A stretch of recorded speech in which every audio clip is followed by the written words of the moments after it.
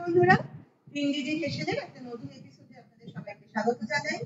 আজকে আমরা আপনাদের জন্য নিয়ে এসেছি একটা খুব চটপট তৈরি হয়ে যায় এরকম একটা পনিরের রেসিপি। আজ আমরা বানাবো হচ্ছে ধনিয়া পনির। তাহলে চলুন চট করে দেখিয়ে দিই যে কি কি উপকরণ দিয়ে আমরা এই রান্নাটা করছি। এখানে 200 গ্রাম পনির এরকম ছোট ছোট কিউব করে কেটে নিয়েছি কিছুটা ধনে পাতাগুলো কিন্তু এরকম ডাঁটি শুদ্ধই নিয়েছি। এগুলো ভালোভাবে আমরা ধুয়ে রেখেছি আগে। এখানে নিয়েছি কিছু মশলা। বড় চামচের 1 চামচ নিয়েছি গোটা ধনে, নিয়েছি কিছুটা গোটা গোলমরিচ, হাফ চামচ মতো নিয়েছি গোটা জিরে, 1 ইঞ্চি মতো আদা ছোট করে কেটে নিয়েছি, 8 কোয়া রসুন নিয়েছি, আর এই 10টা মতো কাজু নিয়েছি। এখানে আছে বড় চামচের 2 চামচ টক দই, আছে হলুদের গুঁড়ো, নুন, চিনি, আর এখানে আছে গরম মশলার গুঁড়ো আর মাখন। এছাড়া আমরা সাদা তেলটা ব্যবহার করব এই রান্নার জন্য। তাহলে চলুন শুরু করা যাক। প্রথমে যেটা করব, এই যে কেটে রাখা পনিরগুলোতে সামান্য পরিমাণে নুন আর হলুদের গুঁড়ো মাখিয়ে নেব। এইভাবে নুন আর হলুদটা ভালোভাবে পনিরের টুকরোগুলোতে মাখিয়ে নেব। এইভাবে নুন হলুদটা মাখিয়ে রেখেছি পনিরের গায়ে। এবার আমি যেটা করব, একটা মশলার পেস্ট তৈরি করে নেব। এখানে একে একে দিয়ে দিচ্ছি এই যে মশলাগুলো আপনাদের আগে দেখিয়েছি। দিলাম আদা, রসুন, ধনে, জিরে, গোলমরিচ আর কাজু।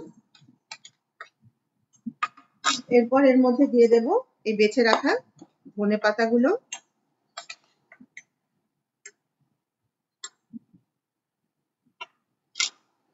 তারপর দিয়ে দিচ্ছি 2 চামচ পরিমাণ টক দই। এবার এই সবগুলো মিশিয়ে একটা পেস্ট তৈরি করে নেব। আমরা রান্নাঘরে গ্যাস জ্বেলে কড়াই বসিয়ে দিয়েছি, কড়াইতে দিয়ে দিয়েছি পরিমাণ মতো সাদা তেল। এবার এই পনিরের টুকরোগুলো আস্তে আস্তে কড়াইতে দিয়ে আমরা হালকা করে ভেজে নেব। খুব কড়া ভাজবো না, খুব হালকা করে এপিট ওপিট করে ভেজে নেব।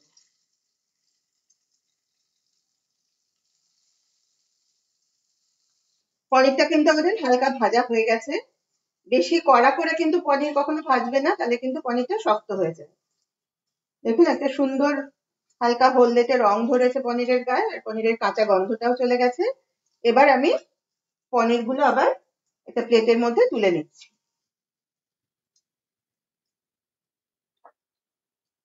তাহলে সব পনিরগুলো আমি একটা প্লেটের উপর তুলে নিয়েছি।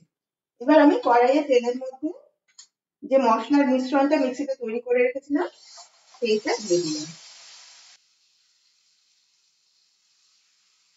মশলাটা দিয়ে দিয়েছি। এবার মিক্সির বাটিটা ধুয়ে এতে সামান্য জল দিয়ে দেবো। আমি আঁচটা কিন্তু কমই রেখেছি। এবার 2 থেকে 3 মিনিট মশলাটাকে কষিয়ে নেব। তার মধ্যে এখানে দিয়ে দিচ্ছি আমি স্বাদ মতো নুন,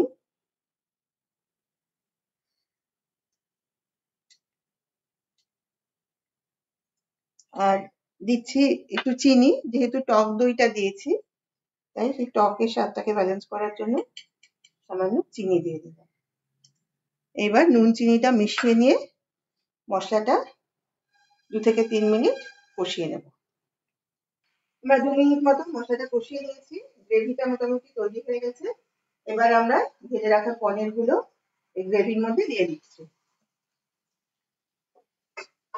ভালোভাবে পনিরগুলো গ্রেভির সাথে মাখিয়ে নিলাম।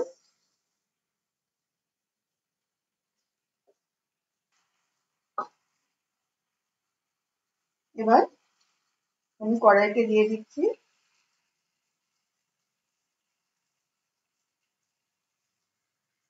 এই বড় চামচের 1/2 চামচ মতো মাখন।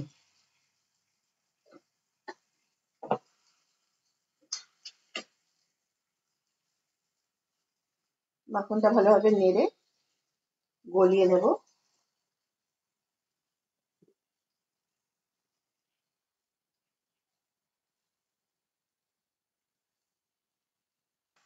সব শেষে দিয়ে দিচ্ছি ছোট চামচের হাফ চামচ মতো গরম মশলার গুঁড়ো।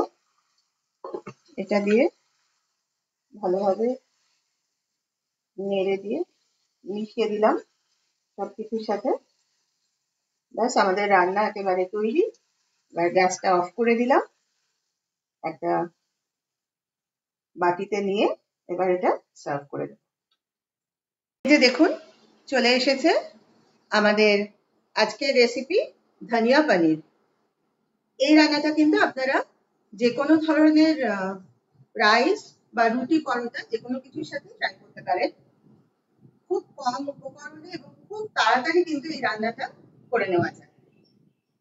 তাহলে ভিডিওটা যদি আপনাদের ভালো লাগে তাহলে প্লিজ লাইক, কমেন্ট আর শেয়ার করে আমাদের সাথে থাকবেন। আর যারা যারা ইউটিউব চ্যানেল থেকে আমাদের এই ভিডিওটা দেখছেন তাদেরকে আমরা অনুরোধ করছি আমাদের এই 3 দিদি স্পেশাল চ্যানেলটাকে প্লিজ সাবস্ক্রাইব করুন আর পাশের বেল আইকনটাকে প্রেস করে রাখুন। তাহলে আমরা যখনই এই চ্যানেলে কোনো নতুন ভিডিও আপলোড করব, এই নতুন ধরনের রেসিপি যখনই আমরা নিয়ে আসবো তার নোটিফিকেশন কিন্তু আপনারা পেয়ে যাবেন। আর যারা যারা ফেসবুক থেকে আমাদের এই রান্নার ভিডিও দেখছেন তাদের সকলকে অনুরোধ করি আপনারা প্লিজ এই 3 দিদি স্পেশাল পেজটাকে ফলো করুন আর অবশ্যই লাইক, কমেন্ট আর শেয়ার করে আমাদের পাশে থাকুন। আজ তাহলে এই পর্যন্তই। আবার আগামীকাল আপনাদের সঙ্গে দেখা হবে একটা নতুন ভিডিও নিয়ে। সবাই ভালো থাকবেন। নমস্কার।